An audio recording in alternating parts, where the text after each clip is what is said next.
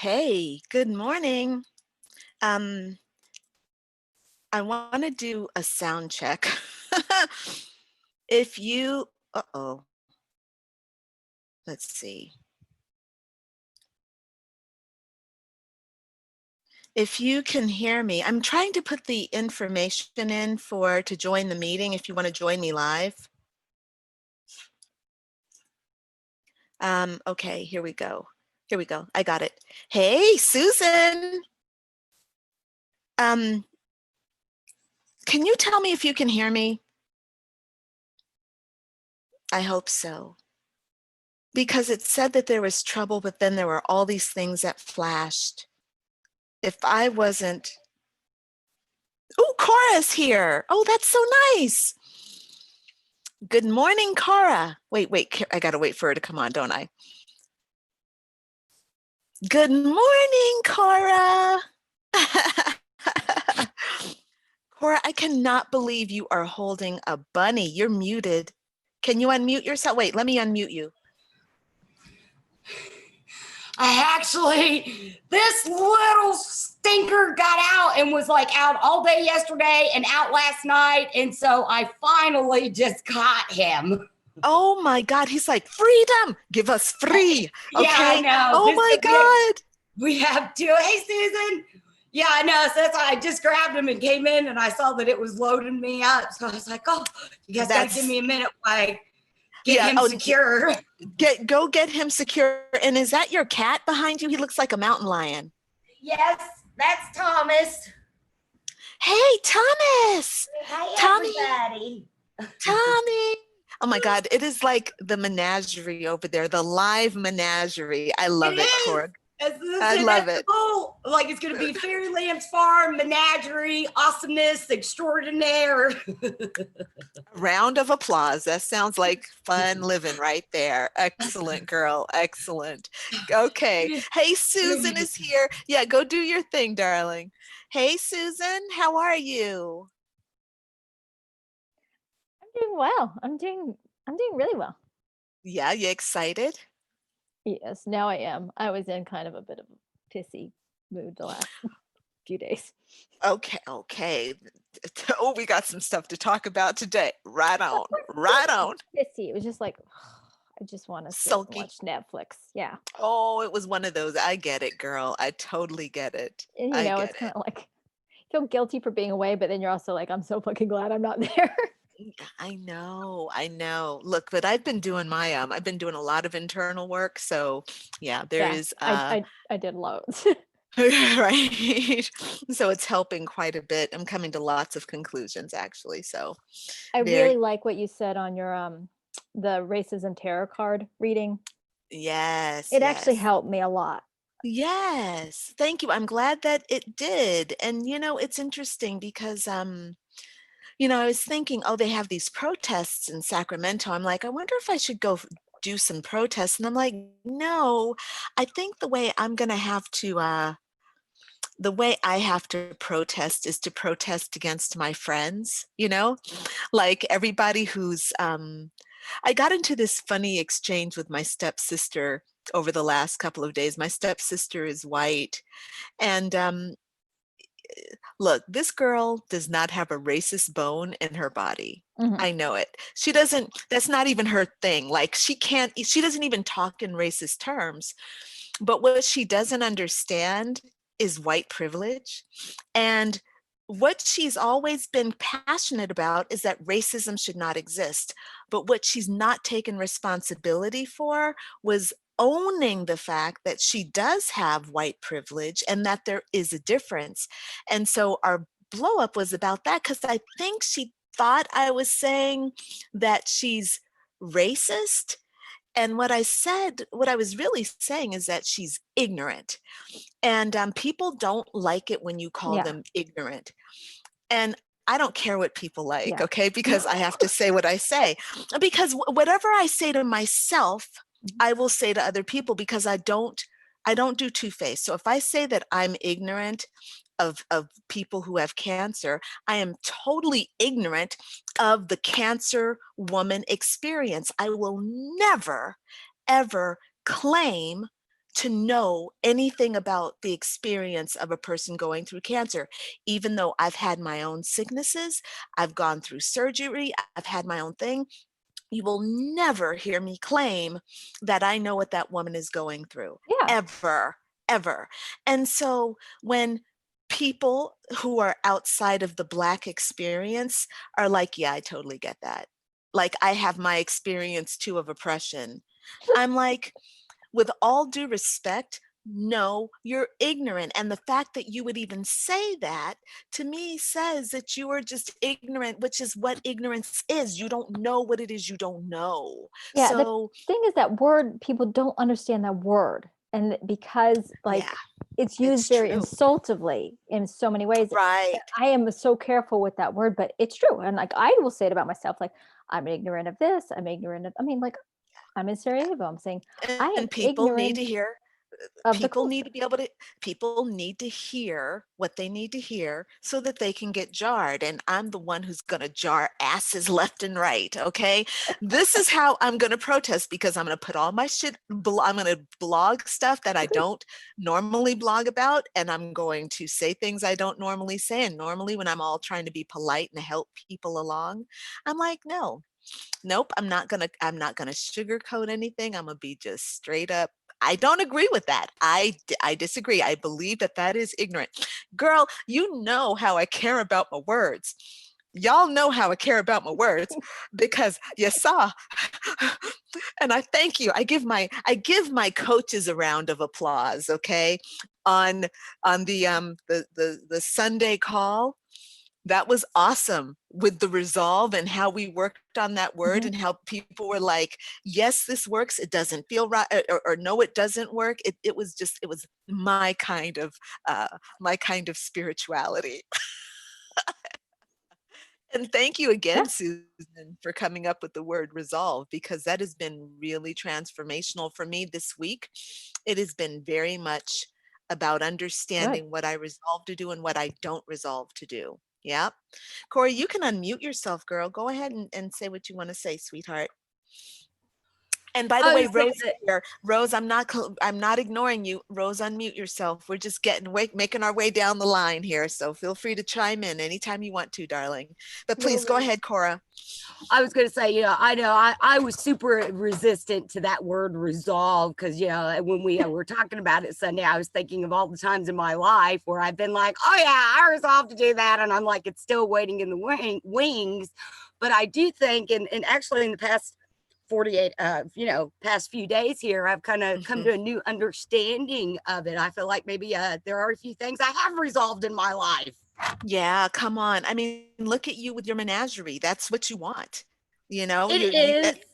at some point, and don't get me wrong, I'm not, and this is a beautiful thing about resolve. You don't have to like make it mean the end word, right? The end. It's about the process. Like, I resolve to create a menagerie. That is awesome. Yeah. Now, my ego, though, of course, that's always a different story because, I finally got off my butt and did the thing at the beginning of the week here and sent out some emails and made contact and start getting the goats out in therapy. And you guys know how those things go. I wasn't going to be a rock star overnight. I woke up the next day. Last night, my husband was laughing at me. He was like, you thought you were going to be a world famous goat therapist after like 3 emails? And I'm like, just my ego. That's right, Corey. Just my ego. I am not my ego, but my ego really wanted to be a rock star. My ego is deeply offended and traumatized right now.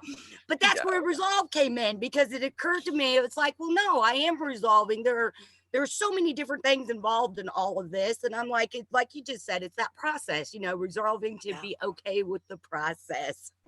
Yes, exactly. Resolving to be okay with the process. That's exactly it. That's a great starting point. And that right there is gonna it's opened up that dimension of yourself, that, the future self that was okay with the process, Right. Awesome. I love it. I love it. So I want to get Rose in on the conversation here. Hi there, Rose. Hi, Crystalline. My Zoom didn't update properly, so I'm calling in via the internet. as opposed to the app. Excellent. Okay, well, it's good to see you. It's so lovely to see you as well. Seriously, it's really Yes. amazing to see you. And Thank you. Thank you. How are you? I am feeling a whole mix of emotions right now, with everything that's been going on. And I think one of the big things that I've been trying to do is actually, so you know how you were talking about your sister?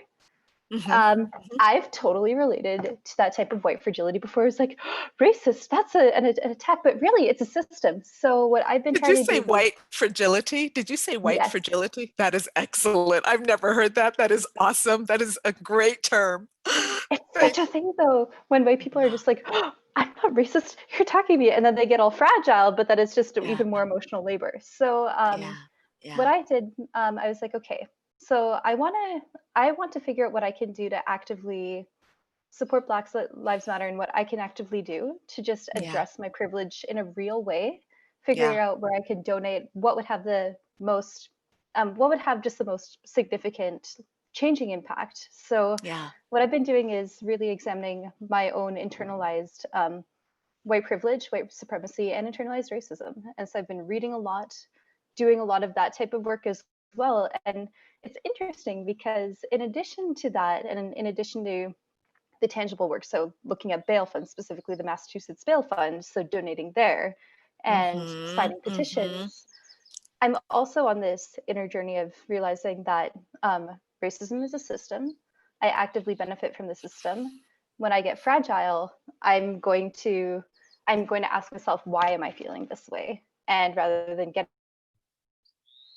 defensive, it's just about, okay, I am in a place where I can benefit, and until that inside of me, and then ideally just change the system, one white person at a time.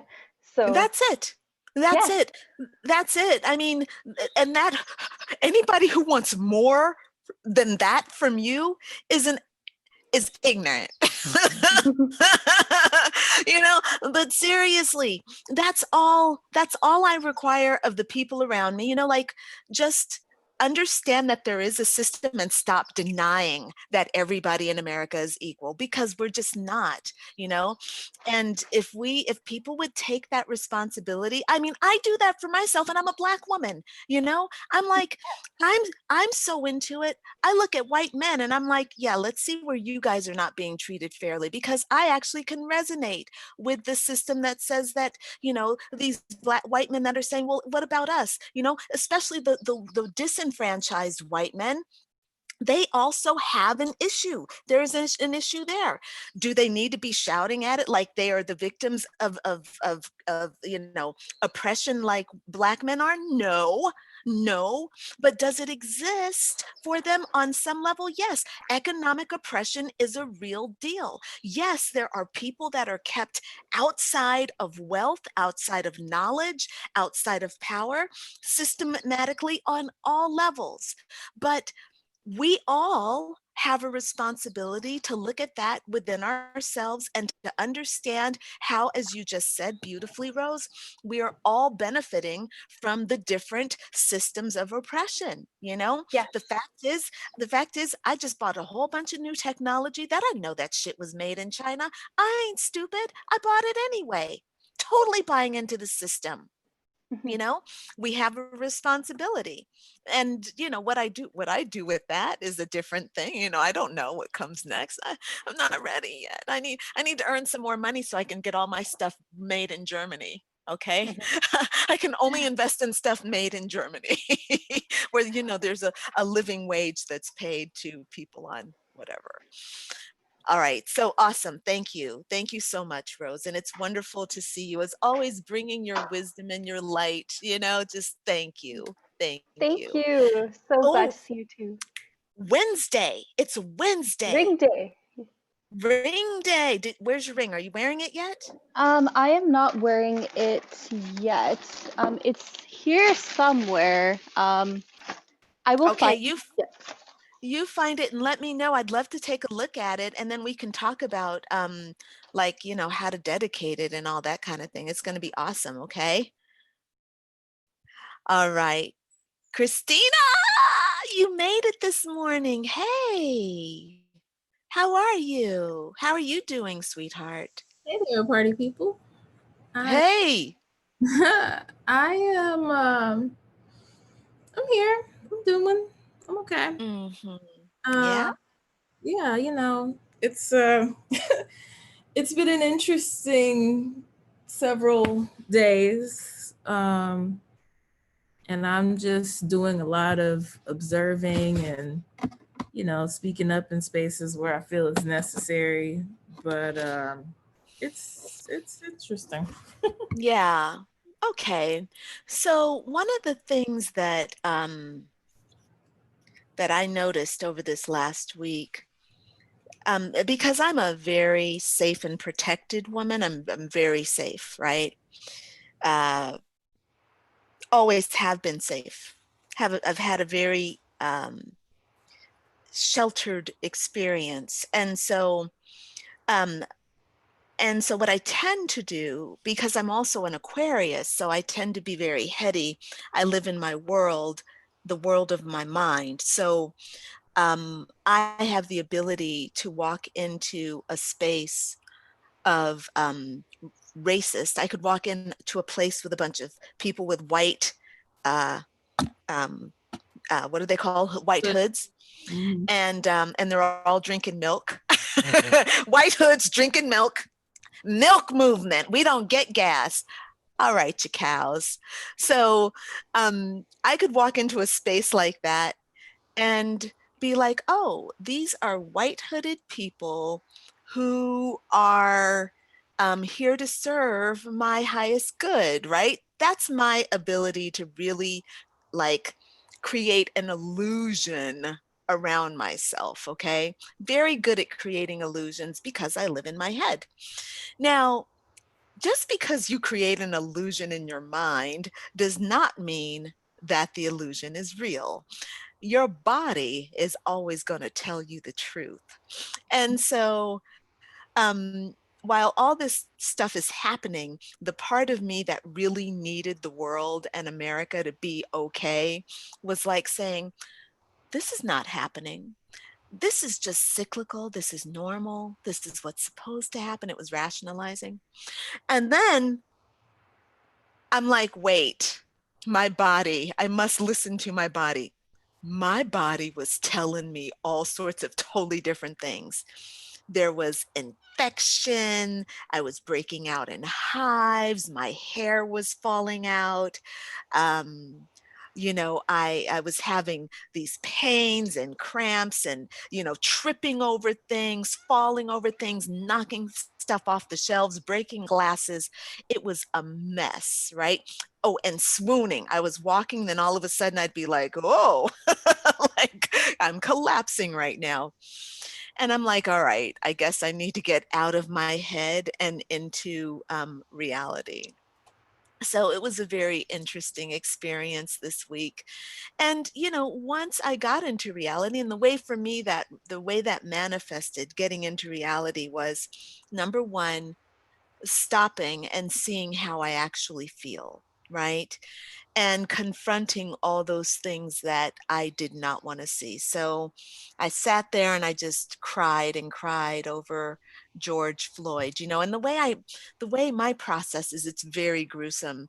It's that I let myself get into the experience of, being grounded and having someone's knee on my neck, having the weight of another person on my body. And when I allow myself to actually feel that, what it is it's terrifying, and it is a near-death experience in that, I feel my life being drained, and feeling the cutting off of this, the heart, what it does. And your heart will actually, your body will go through this entire process. And what that does is what it does for me is it lets all the terror that's stored in my cells from not just this life, but my past lives, it lets all that kind of come up and be purged, right? And then I let the earth take all that. I let the earth receive all that pain. And there's a lot of crying, and the old, it's very healing. It's terrifying, but it's also very healing, because what is all the old patterns from the past lives and from the old traumas, even from when I was a child, from being beat up and, being abused and all these things, all that comes to the surface and it gets processed. Those emotions come out, and then your body is really clear and free of all that stuff. So there's great compassion that comes along with George Floyd, and like letting his story, like the biggest way to have compassion for him is not as at a distance. For me, it's about having compassion for him by actually being in, having the experience along with him to the degree that I can. I don't have to give my life over to the police, but I can really give my emotions over to this person. For me, that was extremely healing. And the result is that I have myself back. I have my right mind. I don't have to be in an illusion. I can, see what it is that is real through the eyes of a healed person's perspective, if that makes sense. Cool. All right, so what we're going to do today, this is Jailbreak Your Heart and Howl at the Moon. My name's Crystalline Bell, and I'm so sorry Jonathan is Blue Real. No, and Hernan Gonzalez, Polar Rokes. We are not going to play Jailbreak. This is Jailbreak Your Heart and Howl at the Moon. This is my weekly live stream where we talk about matters of the heart and matters of the soul. You are more than welcome to join the conversation and participate with us. We've got the sun in Gemini, and President Trump is a Gemini. And I like to remind all my Gemini friends about that, because Geminis love being Geminis. And then when I say President Trump is a Gemini, they all go, oh, really? Are you sure? And I go, no, just watch on his birthday, because it's going to be, he wants to make that a national holiday every year, So, yes, we have the sun in Gemini. And what does that mean for us? Well, it means that our minds are really active. How many people have felt really good in their minds? Like no problem with thinking thoughts and kind of being able to communicate your whatever's on your mind. Has anybody had that experience? Nobody's had that experience. Somewhat. You guys don't feel like you can communicate? What the fuck is going on? Okay, hold on. Okay. Okay, Susan says, well, I was, and then I kind of got a little too caught up in everything else these last few days. So I just kind of went into like that, mode. It's kind of like Christina's face when you asked that question. She was like, I was like the best. yes. She's got the best eyebrows, right? Did you see what her eyebrows did? Yes.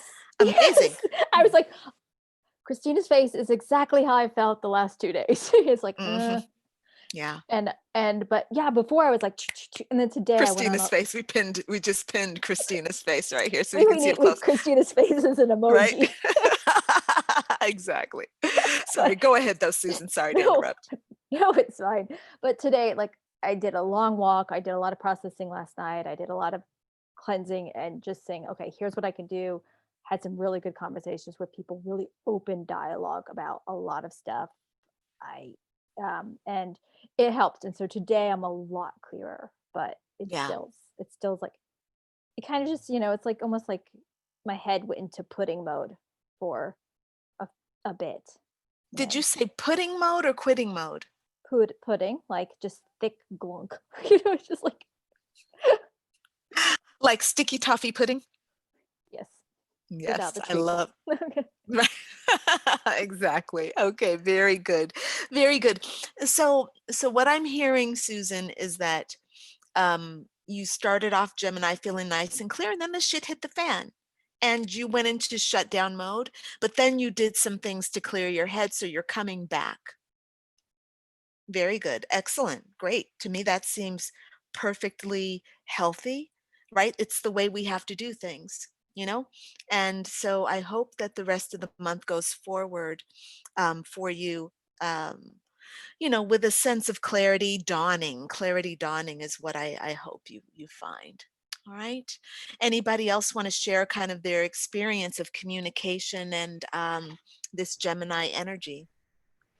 I've been doing quite a bit of communicating with white people specifically, because I'm in a lot of spaces online that are predominantly white. And that's not new to me because I grew up in spaces like that where I was one of, very few Black people in the room and in the building even. So that's not new to me.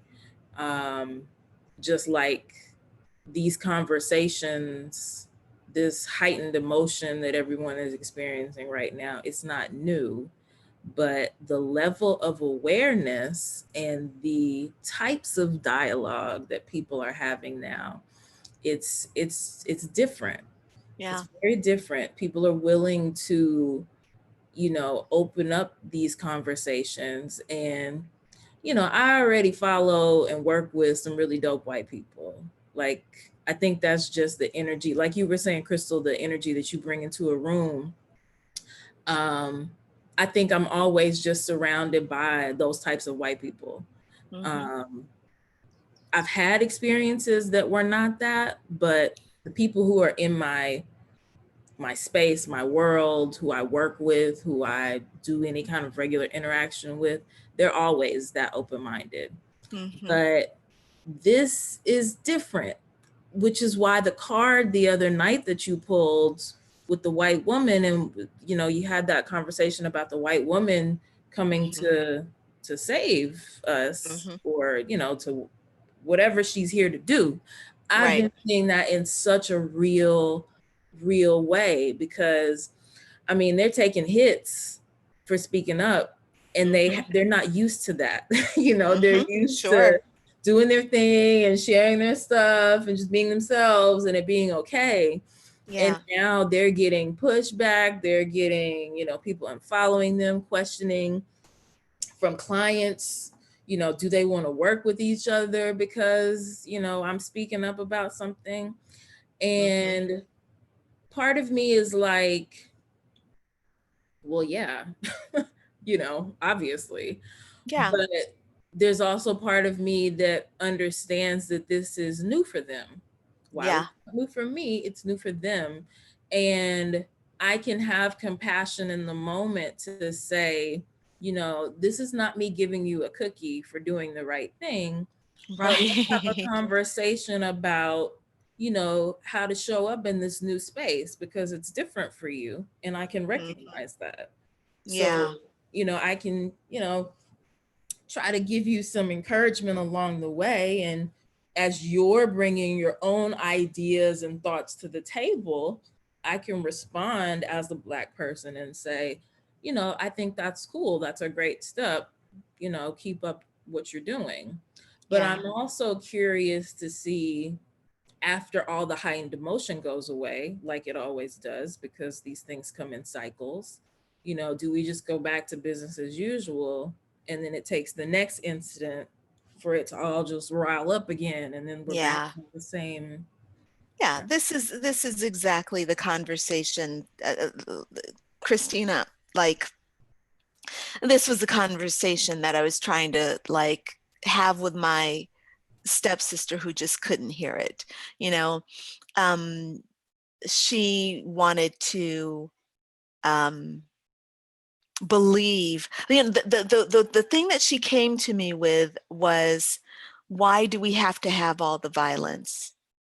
And my response is, Because you haven't changed. Because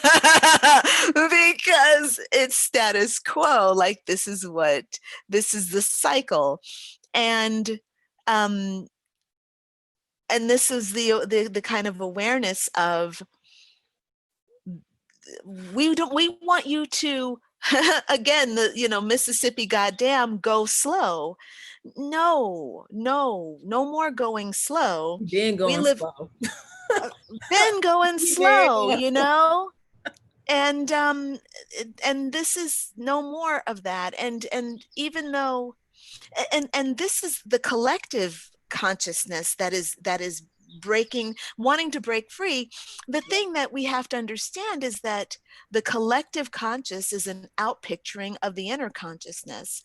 And I'm saying to every woman, whether they're white, black, or whatever, where's your fucking anger? Why aren't you angry? And why are you trying to act like anger is not the answer when it clearly is? Because you are clearly angry and passive aggressive. You just aren't giving yourself permission. You can see your anger portrayed out in the streets. That is not them and you. That is you projecting your subconscious, silent, bitter anger out through them, right? Because we're all one. This is a holographic world in which we live. So you can't look at that and say, that's them and this is us. You have to say, wow, thank you.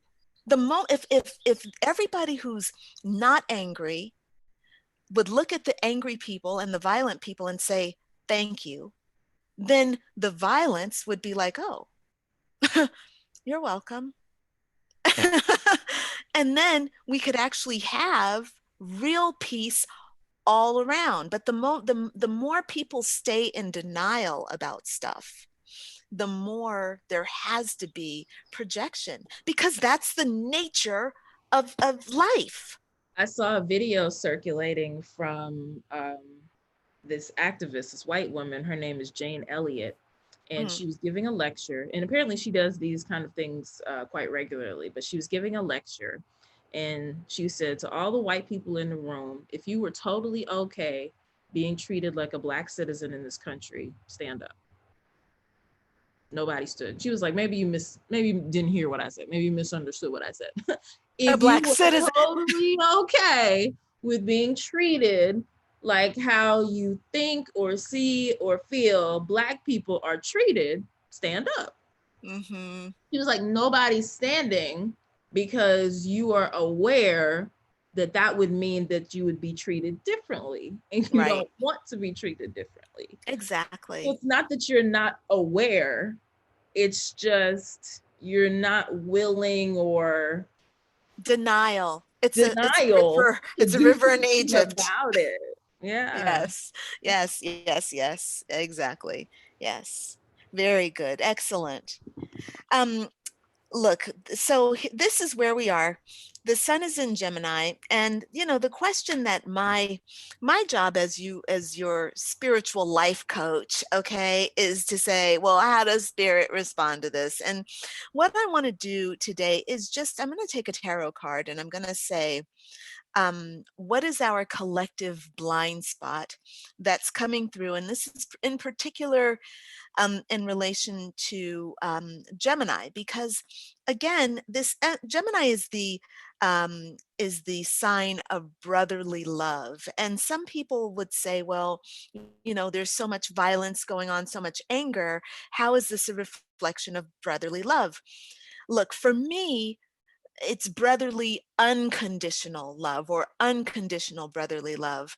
Like, I don't hate my stepsister, and hopefully she's smart enough to not hate me. I don't hate her because of her ignorance, In fact, I can love her for it because she's quite cute. She's adorable. And she's innocent. How can I not love somebody who is seriously, she ain't even trying to be manipulative. She believes in peace at the level that she's talking about, you know. She's a Pisces, by the way, so it's real for her, you know. Cora's shaking her, nodding her head like she gets it. She knows Mars and Pisces, Cora, Mars and Pisces, all right? So this is what, to me, the spirit of Gemini is. It's understanding that you all can communicate your differences. Now is the time to have these dialogues, and now is the time to be receptive of these opportunities, and to remember that we are brothers, and to actually, you know, to work toward creating a united states, you know, a United States, one that's united in brotherly love. Yeah. So that is the kind of setup for this. And I'm using Teal Swan's The Blind Spot cards for this reading, because you know she's going to tell us what the blind spot is. And the card I've pulled is card number 51, and it's temporality. Temporality. I'm going to show you all I'm going to show you all this image. Can you all see it? Okay. All right, temporality. And when I look at this card, actually, I'm going to show it to you all again. When I look at this card, what I see is a question mark, like, which way do I go, left or right? One thing is pulling me very strongly in one direction, and then there are 3 things pulling me in another direction. And I see also music, you know, like the kind of poeticalness of life. And I see the divine feminine. I see pregnancy. I see something, the potential of giving birth to something. Let me ask you all what you all are seeing. Who wants to volunteer a little insight into this card? Whatever it's bringing up for you, let's just see that. The first thing I noticed was the arrows, that there were 3 going in one direction and then that one that was going the other direction. Mm-hmm. Very good. Who else? Anybody want to share their insights? I kind of saw like what you were talking about, kind of like almost like a fertility symbol. You know how a lot of like the primitive fertility symbols they had, you know, like the little head and then the boobs and then the big belly. So, you know, so it's kind of like little Venus of Willendorf kind of, but very more, you know, elaborate. So the kind of the sigils in it and stuff. So it's kind of more fertility than like giving birth kind of type thing, but it's crossed by the arrows. So it's like, it's almost like fertility, but something's blocking this fruition of fertility is what I saw. Beautiful. Cora? I see the multiple directions and not so much fertility. For me, I would term it more as creativity. It looks more, you know, sure. And it also reminds me of the symbol I just saw last night. I don't know what it is, but it was about connectivity and how we are all one. And I kind of see that in this card too. Excellent. Anybody else? So the different arrows and going in different directions actually kind of reminds me of the 5 of Swords reversed. No, not the 5 of Swords, the 5 of Wands reversed. 5 of Wands reversed, okay. In the sense that there's conflict and there's the idea, and on reading the definition, I got that card the other day actually. It was trying to figure out one's own internal values when you have many conflicting sets of opinions. So So it kind of reminds me of that with the arrows going in the different directions and 2 going this way. And it kind of reminds me of all the chatter and trying to figure out where my values actually align when I feel like I'm being pulled apart in many different directions. And once I've kind of internalized what I believe in, then I can actually manifest and give birth to this creative idea or give birth to a new or a new structure. So that's what I'm getting from that. Yeah, fantastic. Wonderful. Thank you everyone for those beautiful insights. So this particular deck of oracle cards is from Teal Swan, and they are called Blind Spot, and they're going to be focusing mostly on what's not working right? Because they want to show us where we're having our spiritual blind spot. And so this card is called Temporality. And it says, if you have drawn this sigil, then what is preventing your progression is that you are either too attached to the temporal in general or to an aspect of the temporal, and it has caused you to lose sight of the bigger picture, which includes much more than the temporal world. If you have drawn this sigil, you might be looking for a solution that does not exist in the temporal world. That is so powerful. Wow. That is like looking for a key that is lost, but being convinced that the key is somewhere in one specific room and never finding it because the key you are looking for is in fact not even in that room. The temporal world is a world of the purely physical. It is particle, body, color, shape, soma, physical health, the physical aspect of sex, money, house, place, things, the physical aspect of food, plants, people, and pets, possessions, etc. It is the realm of the material. If you have drawn this sigil, you may be so invested in the physical and provable and rational, and even potentially the type of science that is purely focused on physicality and those same things, that you have forgotten that there is more to the universe than meets the eye. The physical world may seem secular, but it isn't. The physical world is not separate from spirit. It is a manifestation of spirit. You are denying the majority of the universe and actually the majority of yourself if you have invested in this way. Because of this, you might be more skeptical than you should be. By closing your mind down, you become unable to experience other potentials and other realities. You become selectively ignorant. Ignorant.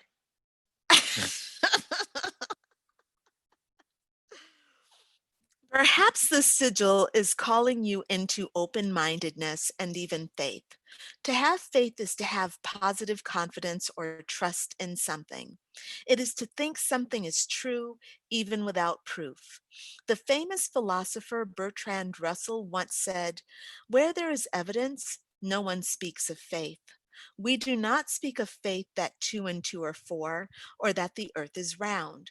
We only speak of faith when we wish to substitute emotion for evidence." Wow. Sorry, got to read that again. We only speak of faith when we wish to substitute emotion for evidence. Wow. Unfortunately for Bertrand Russell, he is forgetting something. The first person who believed the earth was round enough to be motivated to set out to prove that it was round had to go on faith before there was proof to back up that belief. Many people believe that faith is the absence of doubt. This could not be further from the truth. We only think that faith is the absence of doubt when we confuse faith without knowing. To doubt is to have uncertainty about something. Faith cannot exist in a universe of certainty. Certainty is knowing. Faith is not required when we know. And so if doubt is uncertainty, doubt is a necessary condition of faith. If, oh gosh, she's always so damn heavy. This is a tarot card, man. Ah, okay. Okay. Okay, so if doubt is uncertainty, doubt is a necessary condition of faith. If we take doubt a step further and let doubt mean what it means emotionally to most people, to doubt is to consider something unlikely. To consider something unlikely is to act as if you know. It is to pretend you know something that you do not. It is to bring a sense of certainty to a universe of uncertainty. For this reason, doubt in all actuality is the flip side of faith. If you have drawn this sigil, you may be also suffering because of your attachment to some aspect of the temporal. Perhaps it is your social status, someone else's success, or or state of being in the physical world relative to temporal matters, the way your body looks, your job, paying the bills, things you possess or want to possess, your house, your city, your culture, your physical health, the physical aspect of sex, etc. This is the last paragraph, ladies. This sigil has come to tell you that the answer you seek does not lie in the physical, and it has come to tell you that you are being limited by your fixation on some aspect of the physical. It is like being so focused on the tree that you forget the forest. The thoughts causing your over-identification with that aspect of the physical must be questioned. It is time to invest your focus in the higher perspective / truth that comes with the awareness that transcends physical life, space and time, and all the things in it. Wow. Teal is saying, go pray. She's saying, go talk to God, go talk to your spirit guides, and look at the big picture. I think that's what she's saying. That's the fucking only thing I can do, you know? It's the only thing I can do because I cannot control other people. I can really only just do me. And actually, I was listening to, do you all know Dr. Kim Dioramo? She's another Aquarius, by the way, Susan, but she likes to take health and spirituality and bring them together. Like, and she says, you know, what you experience in your body is an outpicturing of your mind. That's kind of her thing, right? So, I just signed up for her class last week, and she's got this year-long program, and I thought I need to really work on my health from the inside out, right? I'm doing the outside stuff, no problem, but I got to do the inside out. Anyway, so I was listening to an article this morning, or to one of her talks this morning, and she was really emphasizing how you definitely have only one goal that you need in life, and that is self-fulfillment. And she says a lot of people are going to reject this because, you know, self-fulfillment is like this thing where you feel like you're being selfish. And she said, what I want everybody to do is to take a moment and just think about how the fulfillment of yourself is going to impact the world around you. So I'd like for us to do that right now. Like, let's just take a moment and let's think about some things that fulfill us, right? For me, okay, the most obvious thing for me is doing these weekly Wednesday calls and our heart-centered entrepreneur group. I love that. Like, that for me is super fulfilling for me. The reason that program is free is because it's my art. It's my art, it's my hobby, it's me, it's my thing, and I don't want money associated with that, right? There can be money associated with other things, which I love, okay? But this thing is just about the art. So everybody take a moment and think about what nourishes you and getting that fulfillment, okay?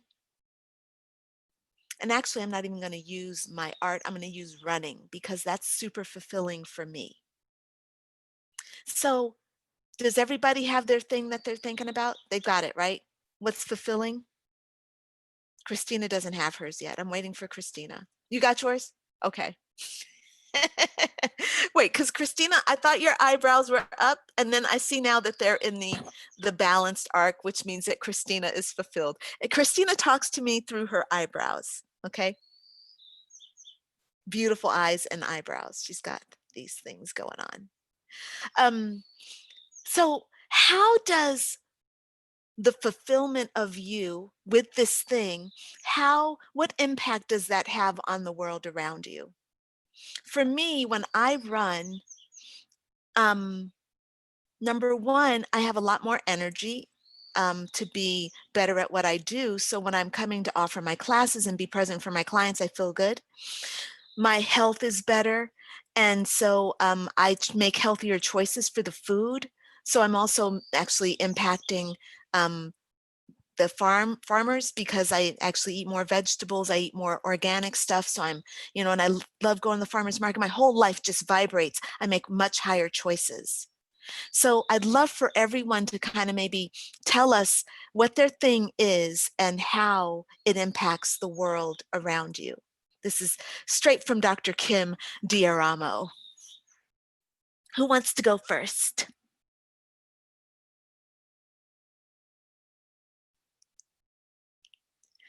Eeny, meeny, miny, mo. Catch a tiger by the tail. If he hollers, let him go. Eeny, meeny, miny, mo. Rose.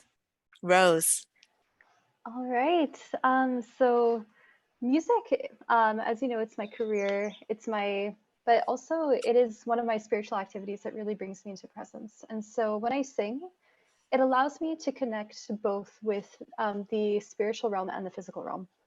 And so honestly, when I sing, I allow spirit to pass through my voice. I create these experiences that bring people into presence. So when you listen to music, or when you experience a live performance, or even a Zoom performance, music helps bring, I feel like music is a beautiful manifestation of the spiritual and the physical world. So as an audience member, you're in your body, but you're also experiencing something that is invisible. It's an art form which uses time and space as its canvas, and it's it's beautiful. And I think honestly, music can bring people into presence, both spiritual presence, physical presence, and also um, allow people to, as I like to say, as my fiance teases me about, because I can never say properly, embrace their humanity. 100% spot on. Like, I think that is 100% it. Like, so true, Rose. And we're so lucky that this happens for you, because we totally get that. Yes, please, more music in our lives. Yes. And especially more live music, like live music also so awesome. One of the things that Kim Diaramo said in this talk was also that, like, when we acknowledge the impact that our self-fulfillment has on the world around us, it actually sends out heart energy, and which of course is going to bring back more to us. So as we are doing this exercise together right now, what I want you all to kind of do is activate your reception, your receptive, your ability to receive, open yourself up to receive. So just, maybe take some deep breaths and release all your blockages to receiving, the unworthiness, the I'm not good enough, or I need to wait until I'm better. Like, for me, running, I'm just now starting to get back into physical fitness, so I'm slow as hell. And there's a part of me that's kind of like, well, when I can run a mile in less than 10 minutes, then I will be blah, blah, blah. Nope. Just stay at your 14-minute mile, girl. Just enjoy it, embrace it. Heart rate raised, sweating at 14 miles. A chugga, a chugga, a chugga, a chugga. Not quite poetry in motion, but whatever. All right. So who would like to go next? I will. Awesome, Cora. So definitely for me, it's the animals. And, I guess I've always been a person that have had animals in my life in some form or capacity, but you guys know it's just been, in the past few years, sorry, I've really gotten, sorry if you heard that noise, I've gotten more into it and actually trying to do something serious with it. And that's kind of funny I use that word, because what I'm going for is that I think as far as the fulfillment goes, kind of, it's a little bit about playfulness and silliness, and helping, to keep that in the world, and to remind people that it's we've got to work and do these things, but it doesn't have to be this arduous like chore. It can, we can do it playfully and lovingly and sillingly, and maybe be a little freaky and weird, and all of those are really good things. And so that's something I'm starting to come into, if that makes any sense. It 100% makes so much sense. And I love how you articulated it, Cora. I think it's really vital to include that playfulness, that silliness in our endeavors. I'm so afraid now to use the word endeavor because the word endeavor is kind of heavy. It's like, I'm endeavoring to build this business. But my God, it's fun, you know? It's like I'm blossoming this business. This needs to be really the word. I'm not endeavoring, I'm blossoming my goat business, my goat farm, my goat therapy, you know, my goat menagerie, my whatever, you know?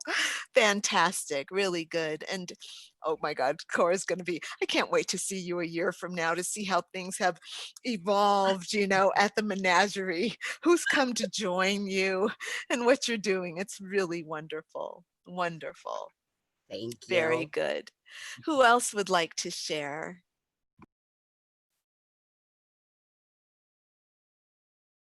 Eeny, meeny, miny, mo, catch a tiger by the toe. Okay. My fulfillment really comes from helping other people build their businesses. In my social media work, in my marketing work, you know, I really like talking to people and hearing what their goals are, what their dreams are, what they're trying to do, and helping them put those things in place to reach them. That really makes me feel good. I like to do it, but it's just like what you were just talking about. It gets so, I feel like I put a lot of pressure on myself in the midst of doing these things, and I lose I really like to do this aspect because it starts to feel so heavy, and then all the limiting beliefs start swirling around, and it just makes for a dumpster fire where there should be a lot of, you know, fun and excitement and the fulfilling feelings around it. It just turns Now, into this heavy thing. Christina, I'm wondering, where does that pressure come from? Mostly myself, wondering if I can want the pressure to perform, the pressure to please people, the pressure to be able to do this at a big level the way that I see other people doing it, and feeling like Sure. I'm not able to do it that way. Like I can't just have this be my only source of income, even though there's thousands of people who have this as their only source of income. So it's a mixture of me just not believing and me trying to please and perform. I would say that's probably the biggest chunks. Yeah. So to me that sounds like obviously belief work, right? And not just belief work, but actually there's a consciousness inside your consciousness that is saying that Christina can only be so good. She can only have so much, right? Yep.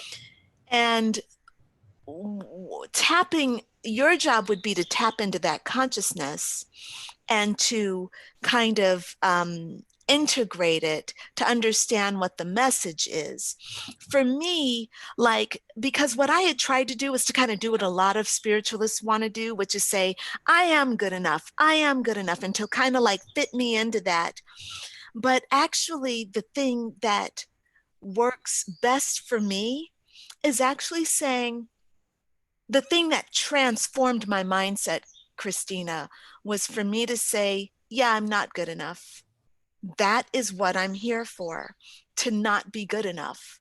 And so what happened when I said that to myself, number one, my whole body relaxed. Like all of a sudden, the pressure to try to be good fell away. And I said, whoa, I don't want to be good enough. That wasn't it. I want to be lazy. I just want to do half-ass and just be half-ass. And then all of a sudden I'm like, I'm free. I don't have to do anything. I don't have to live up to anybody's standards. But then what happened was I lived like that for like a minute, and I went to sit down to do my work, and I'm like, I'm going to just do what I fucking want to do. And so I started doing my work and writing what I wanted to write. And then I'm like, that's good enough. And then all these people are like, oh my God, I love this writing. I love this project. Oh my God, I love this. And I'm like, I'm doing what I want to do. So what it was for me was this feeling of like, there was a part of me that said, you really are not good enough. When I said, you're right, that part of me relaxed. And then I became not good enough based on just relaxing. Okay, I'm not good enough.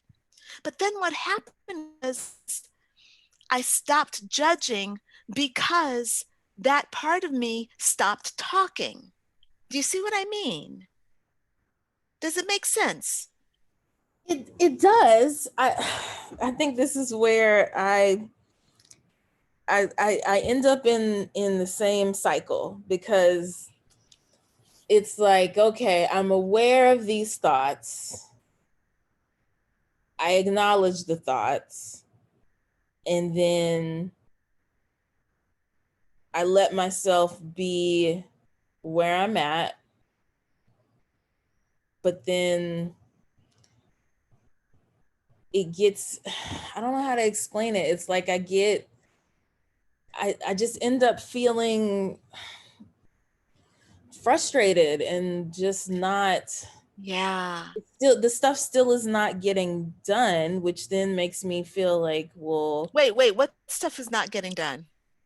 the work, because You mean the work of your when I business? give into that thought, like you said, so you give into the thought, okay, well, maybe you can't do this. Maybe you're just not, this is just not what you can do. Then I think for me, it's just like I get stuck there. So then, And what's wrong with that? but then things don't, the work's not getting done. So why are you trying to do work that you can't do? Because I'm wondering if there's if you're, are you doing what is authentically yours? Or are you doing something that you think you ought to be doing? I like what I do when I can do it the way that I want to do it. So you have a conditional like for your work, because I like my work even when I'm not successful. The problem is because, when you're doing work for clients, there's standards and deadlines and all these things. And I like to work and create the things and help people do their stuff when I can just do it kind of my way. Like, I don't know how to explain it. I get frustrated. It sounds, what I think I'm hearing you say is that your issue is coming with your client's perception of what they're receiving, or like, is the issue dealing with clients? No, I don't know how to explain it. Mm-hmm. No. Okay, I'm sorry, I'm not getting it. No, I'm not doing a very good job. This is where this is why I'm still stuck in the same cycle, because I don't know. Trying to explain it and figure it out just gets me frustrated. Okay. All right. Well, it sounds like something we should maybe also work on privately. We should never be talking about clients on a public thing. We should never talk about our feelings about our work and our clients at this level in public. The clients don't have anything to do with it, because it's not the clients. It has nothing to do with the clients. Okay. Okay. Yeah. All right. Very good.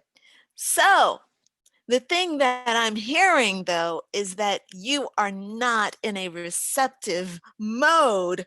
And the thing that I want to, the point of this exercise was for you to say what fulfills you, okay? Not what frustrates you. Wait, she gave me the eyebrows. I just saw the eyebrows. Oh, they're gorgeous. Girl, look, those eyebrows. Thin. The point of this exercise is to take what fulfills you and then radiate it out.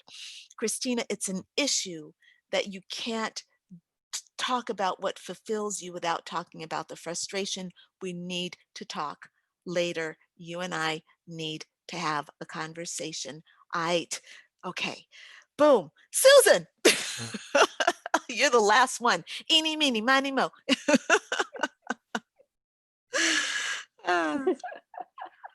Okay, so we're talking about what fulfills you, darling. There's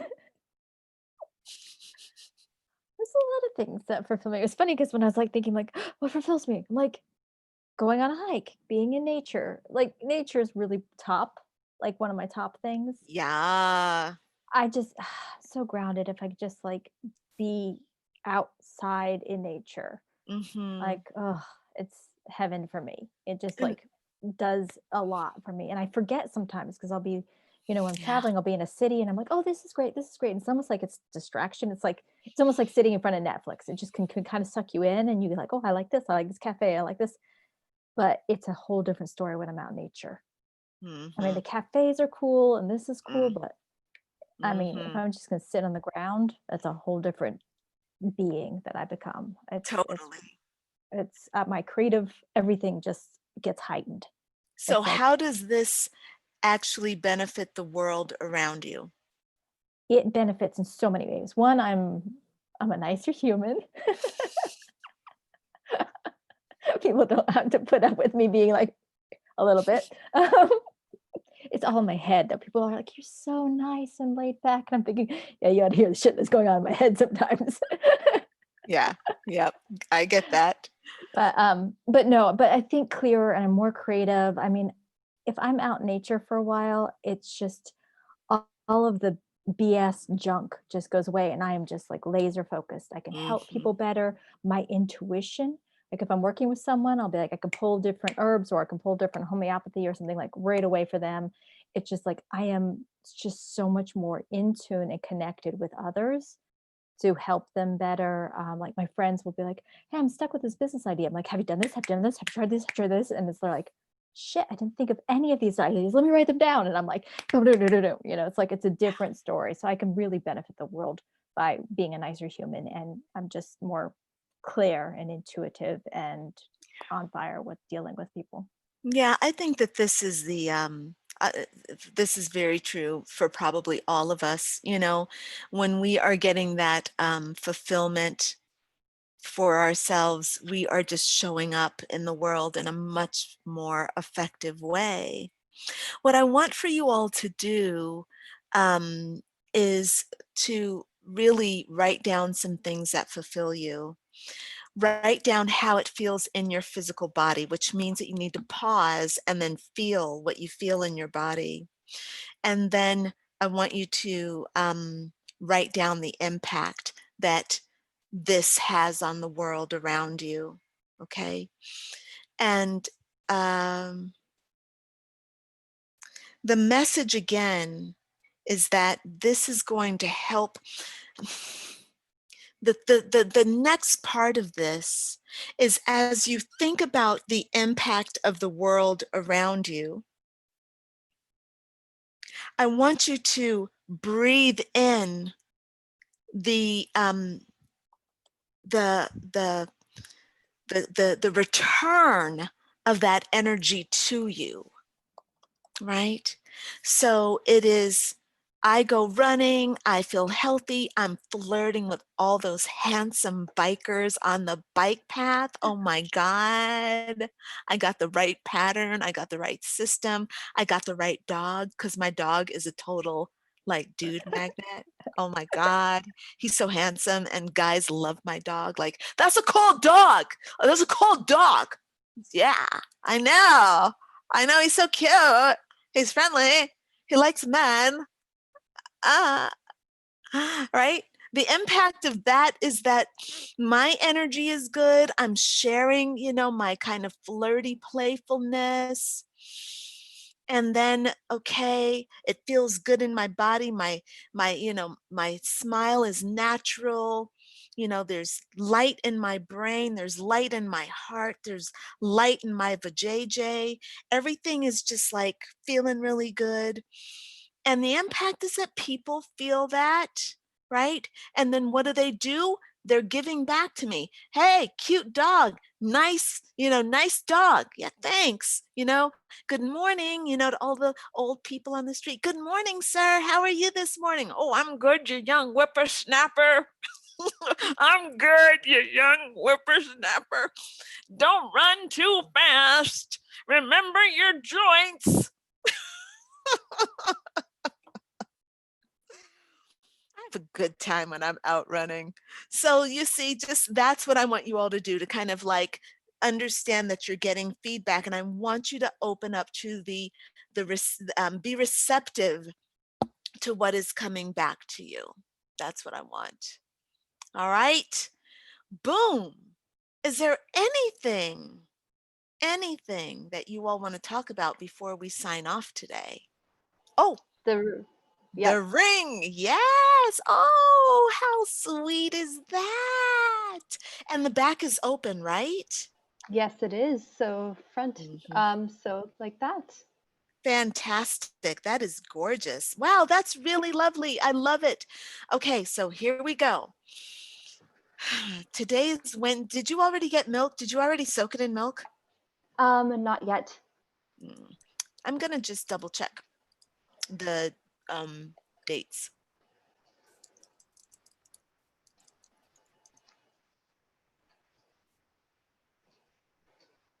Oh, we have a moon. Oh my God, I have to do a report. Wait, when is the moon? Friday?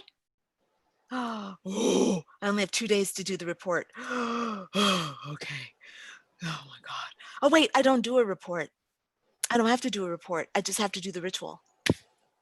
No problem. I can do that. No problem. Okay. So for Rose's emerald ring,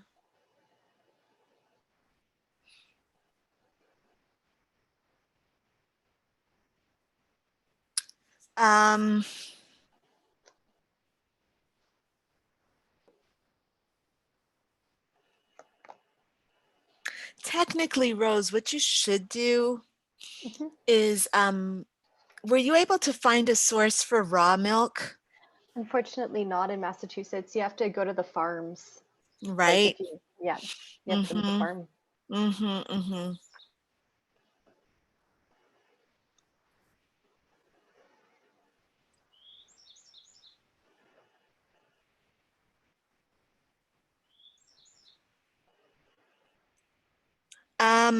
I have something that's in my mind.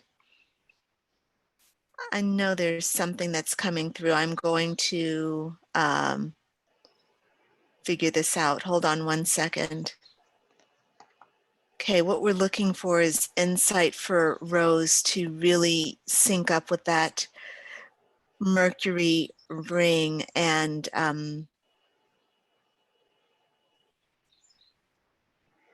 using it for helping her. Rose, what would you like to manifest? Like if you had Mercury's help in manifesting something more of in your life, what would it be?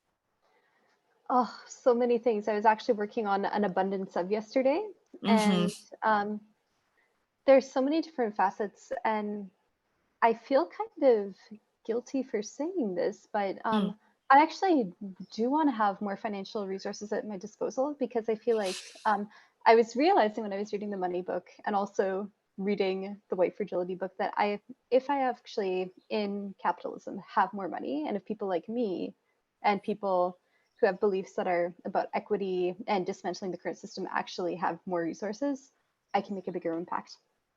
Yeah, and I can donate to things to causes I really believe in, entrepreneurs, local businesses who I can believe in.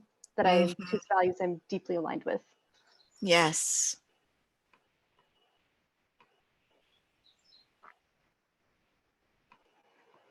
Yes.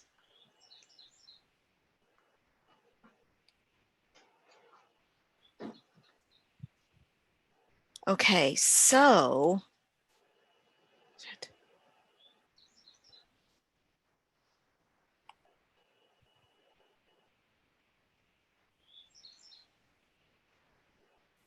all right, so for your Mercury ring,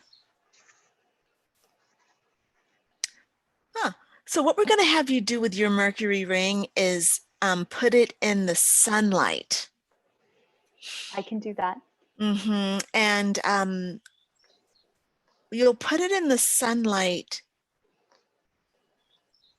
for 3 days, Wednesday, Thursday, Friday, and then Friday night you'll put it in the moonlight for 2 days.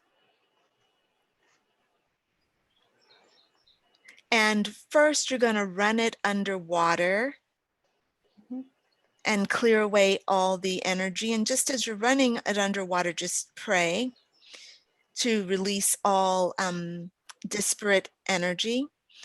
And then you'll put it in the sunlight. If you have a nice little cloth you can put it on, that would be good. If it's green in particular, that would be great. Green, white, or purple would be great. And then yeah, then the sun, then the moon, sunlight, and then the moon, the full moonlight. And then you can start wearing it.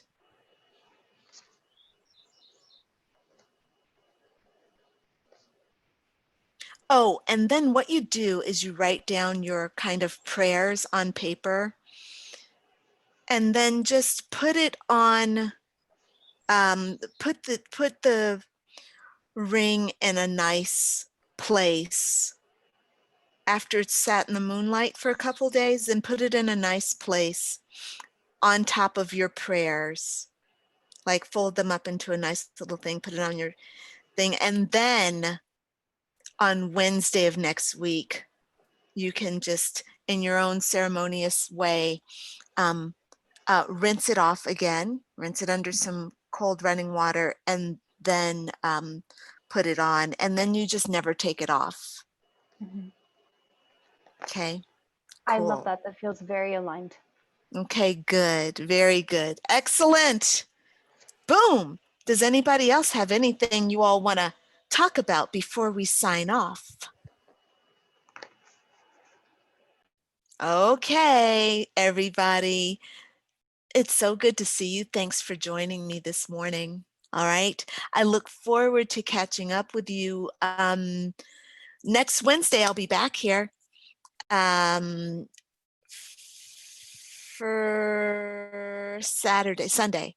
I will see my tribe on Sunday at our Heart-Centered Entrepreneur meeting. Okay. All right. Goodbye, everybody. Signing off. Bye for now. Bye.